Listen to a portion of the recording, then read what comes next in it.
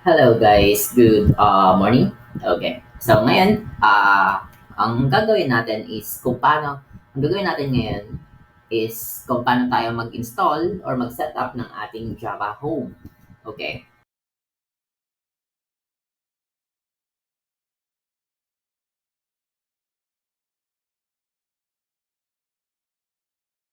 So, first off, kailangan mo muna, of course, to make sure na meron kayong Java na na-download. Okay. So, punta lang kayo dito. Kung wala pa kayong Java na na-download, you can just, okay, pwede kayong pumunta dito. Punta kayo sa Google. So, type nyo lang dito is Java download and makikita nyo to from Oracle. Okay. So, puntahan nyo lang siya and makikita nyo na dito sa loob ng oracle.com website is yung Java supported Java. Currently, ang meron tayong latest release version ng Java is the 23 version. Okay.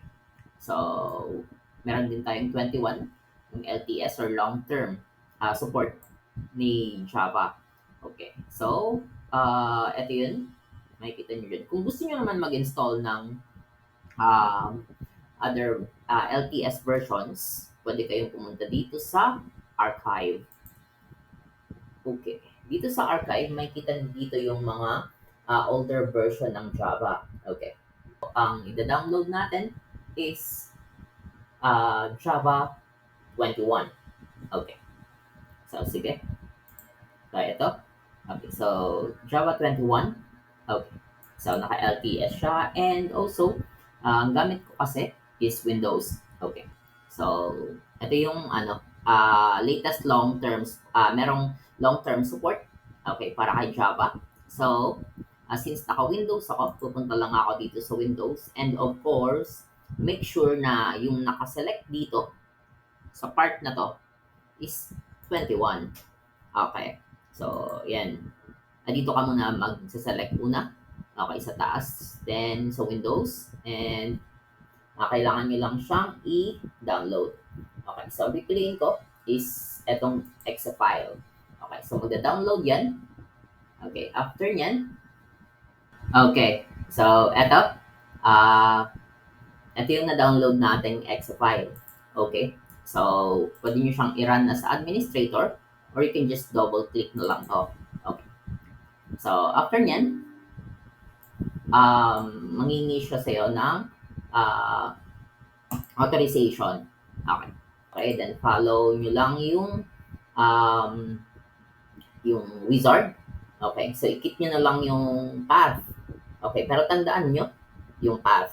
Okay, usually nasa programs, Java, and JDK kung anong version. Okay, so yan. So, after nyan, nag-install na siya. Okay. So, sinasabi niya na successfully installed daw yung aking Java JDK 21. Okay. So, close. Okay. So, ngayon, para naman ma-set up natin yung ating JDK 21 sa ating environment variable, so kailangan natin magpunta dito sa environment variable. Ayan. So, sa environment variable natin,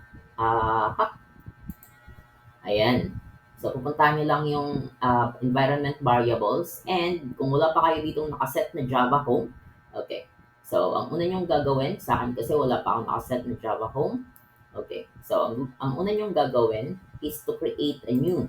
Okay. So, papangalan na natin siyang Java underscore home. Okay. So, ang variable path nito, okay, kung natatandaan nyo, yung na-install kanina, papunta siya sa mismong path. Dapat nakapoint siya sa sa JDK 21 na folder. Okay. So, yan. Okay. So, ngayon, after nyan, meron na tayong Java Home na nakapoint sa JDK 21. Pupuntahan nyo ngayon yung path. Okay. I-add nyo yung path dito sa ating, ayan. Okay. So, bale, dito sa path, i-edit nyo lang yung path and mag-create kayo dito ng bagong mag-add kayo dito ng bagong environment variable. Okay. Oh, sorry. Add tayo ng bago. Okay. So, di ba meron na tayong variable ng Java home. Ang kailangan na lang natin is i-point siya. Okay, Java, ayan, home. Then, backward slash bin. Okay. So, ayan. After nyan, okay nyo lang and apply. Para ma-check nyo kung na-apply na ba yung settings nyo. Okay? Okay, you can check the version na na-install sa machine nyo gamit yung CMD. Like CMD lang. And, okay. So, pwede nyo siyang i-double click or run. Pwede nyo siyang i-check kung ano yung version ng Java na naka-install. Okay? Java-version. So, makikita ko dito na meron na akong Java 21 version na naka-install sa aking machine. Okay. So, also, to check kung tama yung Java home na naka-install naman sa aking mga environment variables. Okay. So, pwede nyo i-echo Java underscore home. Okay. So, yan. So, sinasabi niya na nakapoint daw yung aking Java home sa JDK21. Ayan, guys.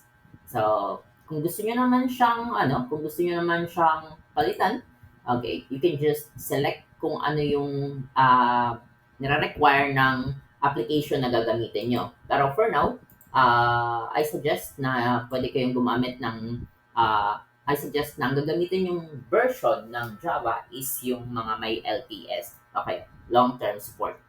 Okay, so ayan lang. Happy learning and thank you. Bye-bye!